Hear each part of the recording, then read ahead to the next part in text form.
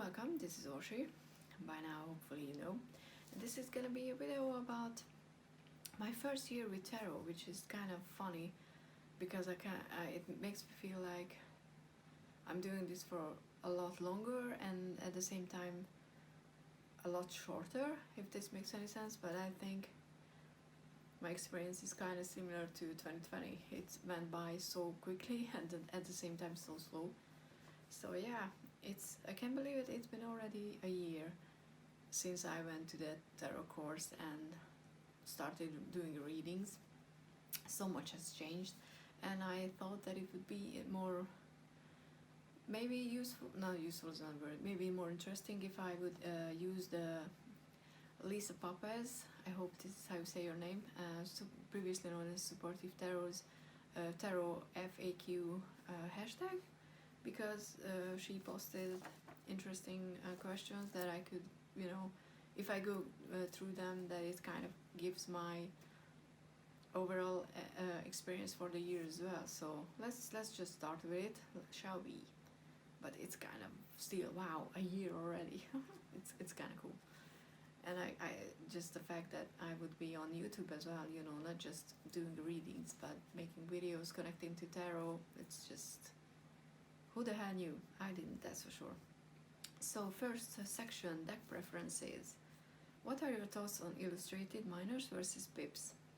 So a few months ago I would be like, no pips for me because I can't read anything with them. But now I picked up enough knowledge, basic meanings for cards, that I'm not saying I would prefer pips, because I definitely prefer illustrated minors. I like when I can, see a story in the cards. But, excuse me, I'm drinking cola. It wouldn't throw me off that well, so if I would, get a deck that had just pips, I wouldn't be like running from the hills or stuff like that. And I'm kind of starting to feel that maybe I can start and get a Marseille deck and, just start with it. We'll see. I'm not overconfident in the Rider-Waite system, just I'm kind of feel like I can start with it. How do you feel about, so definitely illustrated. How do you feel about keywords on decks? To be honest, I only care, if they only bother me if I don't resonate with the keywords, it can be, it can be something that happens, or if they are displayed in such in-your-face way that I can ignore them. In the new Heaven and Earth tarot, not that new, but it's kind of new, there are, if I'm not mistaken, thought-related keywords on the minors, but it's the deck uses such an intricate, delicate font that if you want to, you can just completely ignore the keywords. So I'm usually not happy with keywords and or not looking for keywords on tarot decks, because I feel like keywords are for oracle decks for me. How do you feel about borders? Well, what do you think? How you feel about borders? To be honest, I don't mind borders if they make any sense. For example, in the old oak, ash and thorn, why can I learn that name? Oak, ash and thorn deck, the borders kind of give that feeling of a little painting, and since the illustrations edges are not, sharp, you wouldn't be able to cut them off anyway. So on that one, especially because they are white and the back is white as well, so I don't want to edge it, or I don't want to do anything with them, I'm completely fine. I love that deck, and when I look at it, because the possibilities card is displayed on over there, I would never think about, chopping it off. So there are decks where I don't mind, but usually I don't understand why you have to ruin something with borders. But also, just to, contradict myself, that was interesting. I like when big decks, bigger sized cards have borders, because then I can cut them off, because I have small hands, and getting rid of the borders usually means that I can, make make it make it into a size that I can work with it. So in a kind of in a way, I'm like, yay for borders, because I can get rid of them. But if I didn't modify my decks, I would be absolutely no way, please don't include borders. What makes you decide to modify a deck? Same reason, what I said. What kind of cardstock is your favorite? So far, I wanted to say the Spacious Tarot, which I still haven't checked what kind of cardstock that deck uses. But since then, I really like the Oak, Ash and Thorn. That's like amazing. I didn't think that it would be such a great cardstock. And the Shadowland, actually. As soon as I got rid of the gold edging, which was cutting into my flesh, I know it sounds dramatic, you know, but you know, it was cutting into my hand. As soon as I did that, it just have that plasticky smooth finish, but not in a cheap bad way. So these are the three decks that I think so, which so far I really like. But there was an Oracle deck, which maybe I think it's the Sacred Destiny, which has a nice finish. And ask me again when my Dark Mansion Tarot not arrives, because it's gonna be arriving a lot sooner than I will get it, because I decided to wait till my birthday to open it. So ask me after 1st of February. Okay, so yeah, that's, who knew I would know about cardstock even as much as I knew by this, you know, after only a year. Okay, next section, buying and backing decks. Where do you go to look for new decks you may want to buy? I follow indie deck reviews on Instagram. They constantly post so many just so interesting decks, so it's very, very dangerous if you want to follow them. I stalk Book Depository. I just usually go through, you know, look for tarot and then see what's the new stuff is coming on. To be honest, mostly YouTube videos, so I don't go out of my way to look for something. I have the Amazon new releases site it's from the US site, I think. I don't think I found it on the UK yet.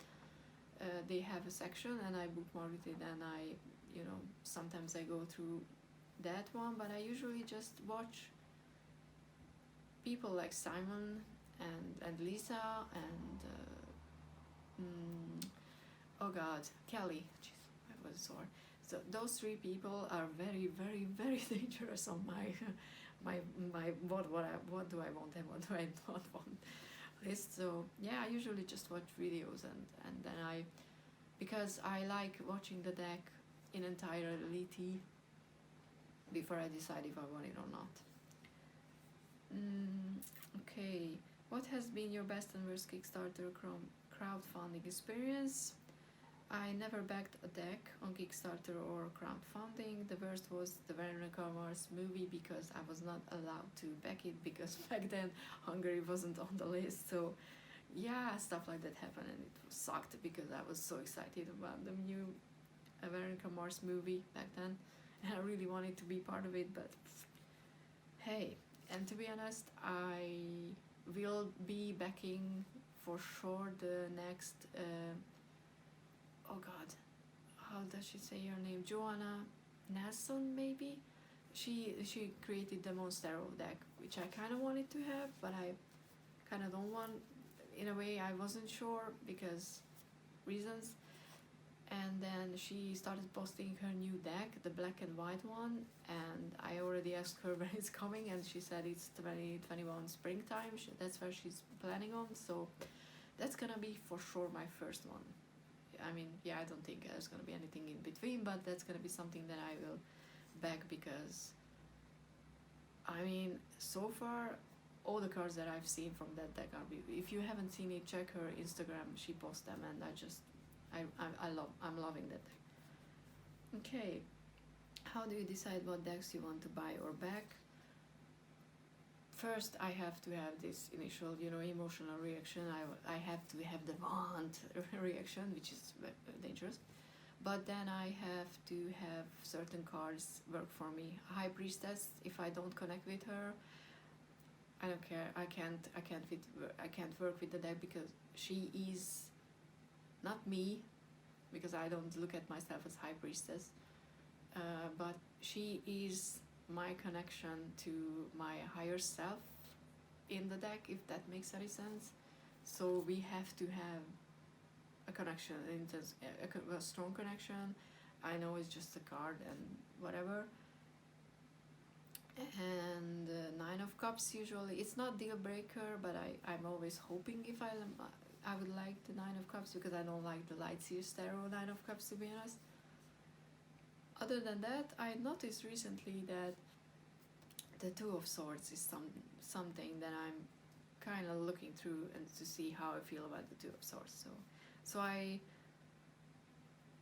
don't, unfortunately, I can't be like, oh, I like this creator, or I like the cause or the reason, and just back it. I can't afford to do that. I wish I could. You know, there are just so many wonderful people who are creating decks, and I would like to have them all to get their decks, you know, to come live, but can't at the moment. So yeah, I have to have, and I have to have a collection, a place in my collection, you know, a reasonable one. But I'm sure that there's gonna be, you know, decks that I will just look at and I'll be like, I don't care if it works, I don't care how this is one, I want it. Unfortunately, I'm like, I can't be like that. How much is too much to spend on a deck?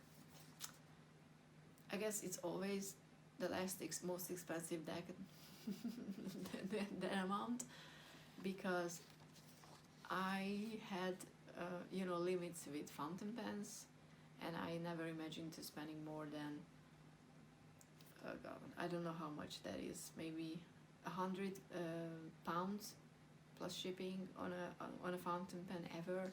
And then I bought the Pelikan M205, how do they called? English and numbers at the moment are not my friend. You know, the aquamarine. Was that the aquamarine? Why am I so confused about the pen? Or whatever, it was a Pelikan M205 pen, and I never regretted it because it's such a high quality pen and I just like it. So I'm not gonna always spend a lot of money on decks, but for example the Spacious Tarot, which is my currently most expensive one, I could buy 3 other decks on Book Depository for that money. I don't think I will ever regret getting it, because it's just something that works for me.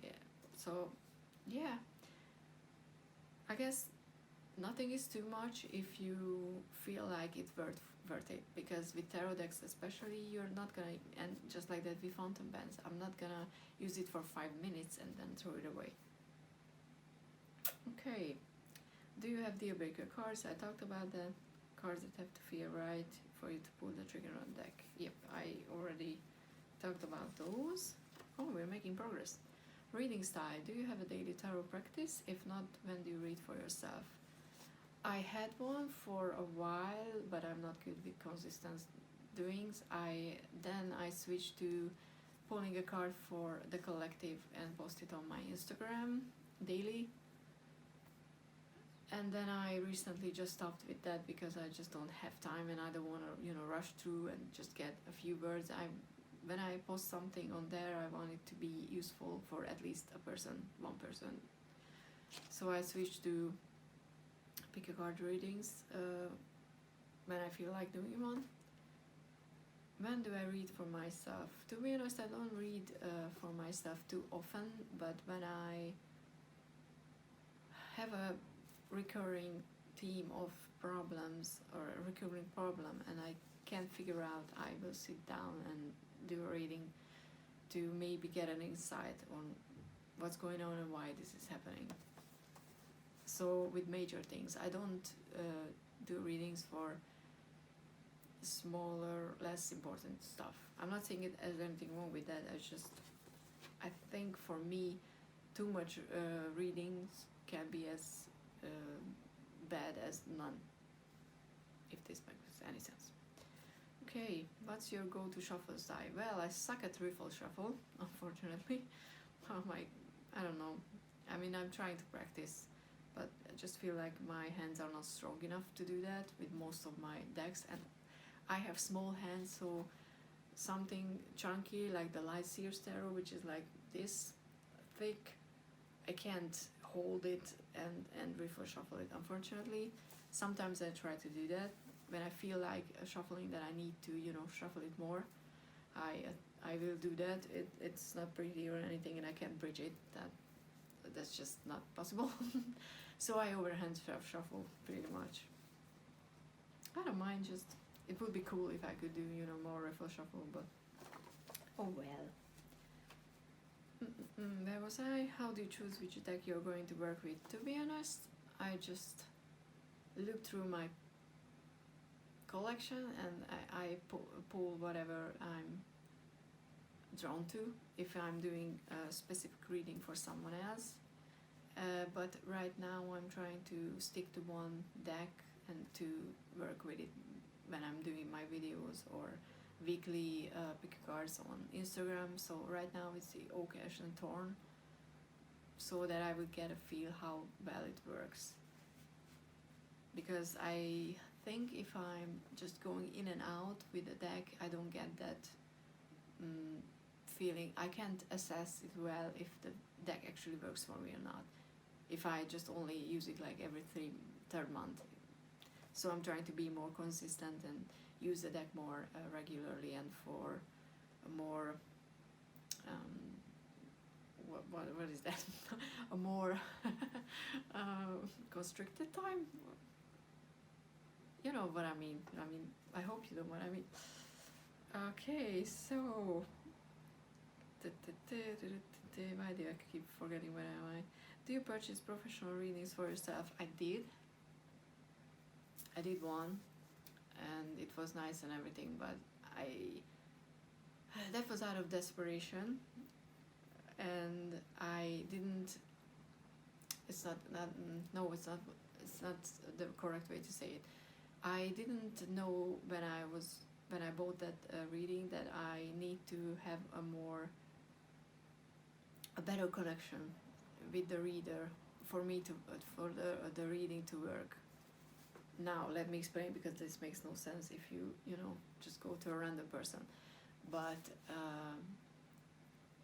with YouTube channels and people reading on YouTube, I realized that if I have an instant connection with the reader, I like them, I feel their energy, or how to say that, their readings for me are a lot more accurate, even if they are general pick a card readings, than if I just click on someone who has a bunch of followers or looks nice. If I don't connect with their style or their personality, usually the readings don't hit for me as well. So it might be just me, I don't know. So when I purchased that reading, I didn't take into account, because I didn't know yet that I kind of need that. And even though the reading was lovely, I don't think it worked. I mean, I know it didn't, because what it was said in it just didn't happen, anything like that. And it wasn't like fortune telling kind of stuff, just she said certain things and they were just not happening in my life at that moment. So I want to get one for 2021, but I'm kind of worried as well, because don't ask questions you don't want to know the answers to. So I have questions that I feel like I need to know the answer to in order to move forward in some areas in my life, but I'm terrified of the answer, because if it's not what I'm hoping for, and there's a chance, then you have to deal with that. And so yeah, I do, but I don't often do that. Do you use tarot for anything other than divination? I don't think so. No, I don't. I use it for divination. Reading for clients. Okay, so I don't have paying customers, but I offer free readings, so I think I can answer this category as well. How do you know you? How did you know you were ready to read for clients? To be honest, since I was like, I'm offering it for free, like I was more able. I was more ready to be able to, you know, deal with negative feedback, because I was like, if they say that I suck and this didn't make any sense, then I could just say that, oh well, it was free. No one ever said that to me, fortunately, so far. But ever since, I mean, that was just how it started. I was like, I would like to practice more, and all my friends already had their readings, and you know, I ran out of people I could read for, so I was like, let's read for strangers who might need help, and you know, I could help. And that's how I started. And then when after a while, I was like, you know what, this is what I see in the cards. This is not an exact science, so it's not like you can learn. And as soon as I was more confident reading intuitively, I think, that's when I switched to, I'm gonna do this, I'm gonna offer you my help. Whatever you do with it, it's your thing. It's not mine, you know, karma anymore. It's not my responsibility. I did what you asked me to. What you do with it, honestly, I don't care. And it might sound cold, but I think it's a healthy boundary to have with readings, because I'm not responsible for your life. I gave you information. I gave it the best of my knowledge, with the best of intentions. What you do with it is your thing. So I think once you reach that place, doesn't matter when, I think you can read for other people. Do you do anything special to set up for a client's reading or for yourself? To be honest, no. I think I was fortunate, because the lady who organized that tarot course that I attended to a year ago, she was very pro, just do whatever you want, get that deck out of it whenever you want to, and don't worry about the superstitious side of it. You know, like, you can't buy your first deck, or you need to cleanse the deck before you start using. Some people even say you need to sleep with it so it gets your energy. And I think if I would have went to someone who was like, yes, you need to light a candle, you know, smudge everything, and I don't know, meditate or stuff like that, which works wonderfully for other people, and I'm not saying it wouldn't work for me better, who the hell knows. But for me at this very moment, no, let me just go back. So if I would have went to someone who would be very, you know, strong on that ceremonial side of it, I would be stuck on the part of, did I light the candle right? Did I, you know, what if I'm not feeling the meditation as well as it should? Was the smudge stick good enough, or stuff like that? So it would take away from me as a reader. But since I just, you know, went to somewhere where it wasn't important, in a way, all I do is what I need, I really need is, you know, to be undisturbed. So I need to close my door and just let everybody know if I'm just like if I'm filming. I usually do my readings late at night, so I'm not you know, disturbed. I need peace, quiet, and I just need to sit with my cards, and I shuffle until I shuffle, and when I feel it's right, and then I do the reading. So I'm not. Sometimes I pull out sage, because when I feel like I need, you know, to do something because I feel a bit off, but usually I don't. But like I said, it's nothing wrong with anything. I think that's why tarot is working for me, because I can bend it and in a way adapt it to my personality. Okay. Do you let your clients handle your cards? AKA, do you shuffle and ask them to draw and cut, have them shuffle, or do you do it all? We learned back then to let other people pull the cards that you're reading for them, but ever since, to be honest, I don't like to do that. I feel more connected to the reading if I'm shuffling the cards, and I use jumpers usually, and I would do the reading if someone wants it like that, but I don't do that anymore. I like to shuffle and get those cards that want to come out. I might, change it back when I read for people in person more, but at this very moment I do this online, and you can't I don't think we had the technology for it to, reach out and just pick your cards, so. And those readings works as well, so that's kind of a feedback for me that if it works in an online space, it could work in a personal space as well. Because it might sound, entitled or something, but I'm the one who's doing the reading, and I need to be connected to the cards or the higher-ups to get the message. You're there to interpret what I'm saying, what I'm seeing in the cards. At least that's how it works at the moment for me. Ask me next year. Are there any questions you would refuse to answer for a client? Obviously, I don't do health readings as well. My, how do you say, the teacher? She read everything, which was very interesting, health-wise. She would do health readings, and she does that a lot in her practice. She has that enormous amount of experience, so maybe, for her it's not dangerous, I guess, or risky. She's okay with that, but even she doesn't do snooping around readings. And I was kind of on the fence to tell everyone who